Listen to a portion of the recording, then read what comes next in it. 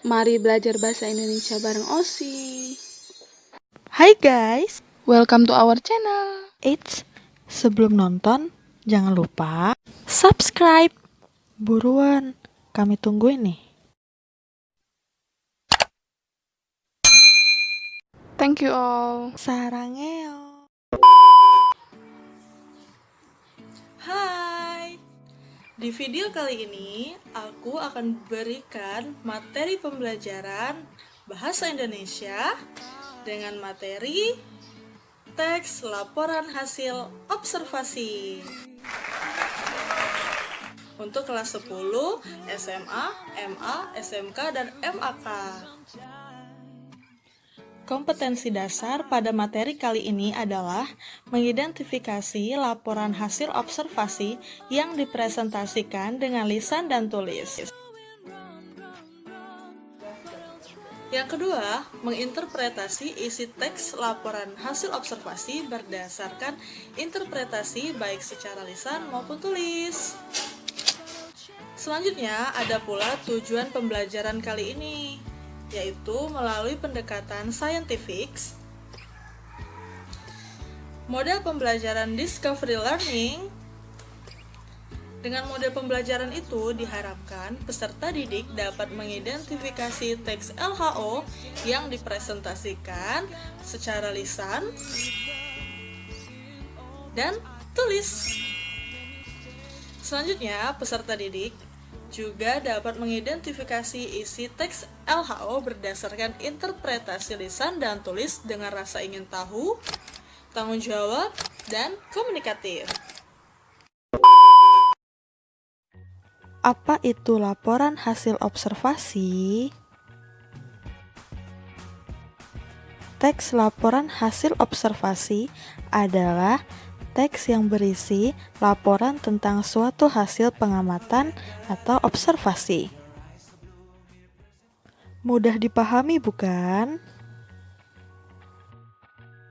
Tujuan dari teks LHO ini adalah mengatasi suatu persoalan, menemukan teknik atau cara terbaru, mengambil keputusan yang lebih efektif, melakukan pengawasan dan perbaikan, serta mengetahui perkembangan suatu permasalahan. Nah, jadi itu dia tujuan dari teks laporan hasil observasi. Sekarang, sifat teks LHO ya. Yang pertama, bersifat informatif. Yang kedua, bersifat komunikatif. Dan yang ketiga, bersifat objektif. Ciri-ciri teks LHO. Yang pertama, struktur teksnya terdiri atas pernyataan umum, deskripsi bagian, dan deskripsi manfaat. Ciri-ciri yang kedua adalah memuat informasi berdasarkan fakta umum. Yang ketiga, bersifat objektif.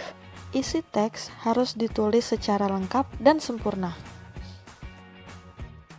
Nah, sekarang struktur teks LHO yang terdiri dari pernyataan umum atau klasifikasi, yang artinya berisi pembukaan atau pengantar hal yang akan disampaikan. Bagian ini selalu terdapat di awal teks ya. Bagian pernyataan umum juga ditandai dengan kata definisi seperti ialah, adalah, yaitu, yakni, dan sebagainya. Contohnya bisa dilihat virus corona atau Severe Acute Respiratory Syndrome, Coronavirus 2. SARS-CoV-2 adalah virus yang menyerang sistem pernapasan.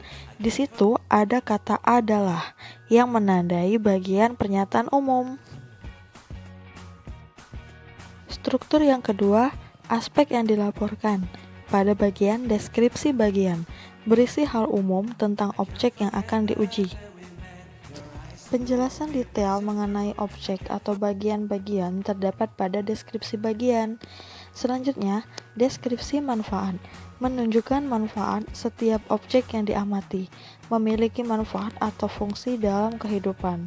Sudah jelas ya, jadi deskripsi manfaat pasti ada bagian manfaatnya. Ini contoh deskripsi bagian. Hewan ini termasuk jenis hewan insekta yang bersayap atau Pterygota. Sayap kupu-kupu sangatlah indah. Terdapat berbagai macam motif. Sayap kupu-kupu termasuk jenis sayap yang bersisik atau Lepidoptera. Selanjutnya, contoh deskripsi manfaat. Kupu-kupu juga berperan dalam ekosistem di mana kupu-kupu membantu tumbuhan melakukan penyerbukan. Bahkan, kupu-kupu Bombyx mari bisa menghasilkan benang-benang sutra. Jadi, pada paragraf ini sudah terlihat bahwa kupu-kupu bermanfaat bagi kehidupan sekitarnya.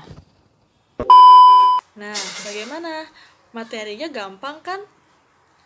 Pasti kalian sudah mengerti.